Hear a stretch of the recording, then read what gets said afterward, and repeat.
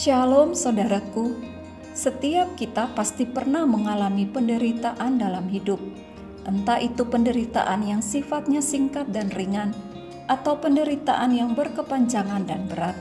Seorang hamba Tuhan yang setia melayani Tuhan bersama istrinya seorang bidan, sedang menantikan kelahiran anak di tengah-tengah keluarga mereka. Mereka sangat bahagia, tetapi mereka tidak menyangka anak yang mereka nantikan mengalami penyakit tetra amelia, sebuah penyakit yang langka yang membuat anak ini tidak memiliki tangan dan kaki. Sebagai orang tua, mereka bertanya dalam hati, kesalahan besar apa yang telah mereka perbuat hingga putranya terlahir tanpa anggota tubuh yang lengkap. Penderitaan ini begitu berat dan tak jarang mereka menyalahkan diri sendiri. Walaupun sulit, akhirnya mereka menerima kenyataan ini bahwa ada maksud dan rencana indah Tuhan kepada anaknya. Sekarang ini, anak ini telah menjadi seorang motivator dan pembicara kelas dunia. Dialah Nick Vujicic. Saudara kekasih, Yohanes 9 ayat 1-3 mengisahkan tentang Yesus dan para murid bertemu dengan seorang yang buta sejak lahirnya.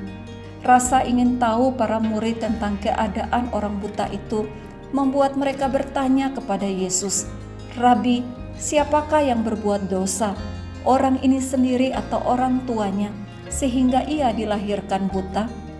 Yesus pun menjawab, "Bukan dia dan bukan juga orang tuanya, tetapi karena pekerjaan-pekerjaan Allah harus dinyatakan di dalam dia." Di sini Yesus membetulkan pemahaman yang salah dari para murid yang berpikir bahwa setiap penyakit yang berat adalah dosa. Kadang penderitaan diizinkan Allah karena maksud ilahi, yaitu untuk menunjukkan kemurahan, kasih, dan kuasa Allah. Di sisi yang lain, Tuhan Yesus pun tidak menyangkal bahwa penderitaan kadang disebabkan juga oleh dosa. Yohanes 5 ayat 14, di mana Yesus berkata kepada orang yang disembuhkan di kolam Bethesda, "Engkau telah sembuh, jangan berbuat dosa lagi." Saudaraku, kadang kita pun berpikir seperti para murid.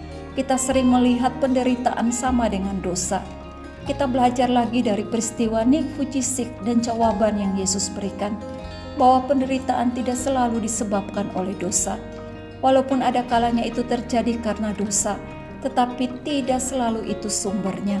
Satu hal yang harus kita ingat, bahwa Tuhan mengizinkan kita mengalaminya agar pekerjaan Allah dan kemuliaannya dinyatakan di dalam hidup kita. Iman yang tahan uji kadang diproses dalam api penderitaan. Amin. Tuhan Yesus memberkati.